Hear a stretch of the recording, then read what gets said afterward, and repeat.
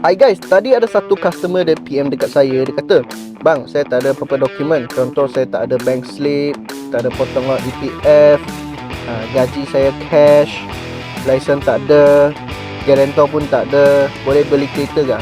Okay, so macam situasi begini ya, mungkin ada susah sikit. Sebab kenapa? Sebab bank akan minta proof you punya income proof.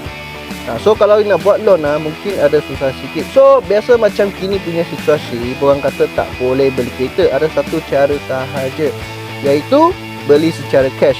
Beli secara cash memang tak pening kepala punya, sebab you cash bayar mah. Kalau you tak ada dokumen, contoh slip gaji pun tak ada, bank statement semua tak ada, lepas tu EPF potongan pun tak ada, itu memang sangat-sangat susah nak buat. Sebab bank memang akan minta proof untuk you punya income source dari mana. Kecuali korang ada gaji, slip gaji, lepas tu gaji ada masuk bank, tapi cuma tak ada potong EPF, itu mungkin boleh cuba bantu lagi. Ataupun nama tak clear sikit-sikit, boleh bantu lagi. Contoh macam Sitos, tapi kena amount sikit lah. Jangan Sitos amount puluh ribu. Itu memang susah sikit. Kalau macam contoh Sitos sikit-sikit saja, okey. Ataupun telco ada sangkut sikit pun boleh cuba juga.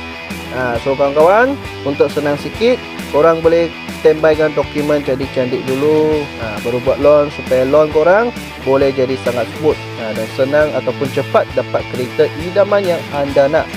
So untuk kawan-kawan yang tak ada dokumen punya, langsung tak ada dokumen punya, boleh cuba build up korang punya dokumen ataupun sediakan cash untuk beli kereta idaman anda.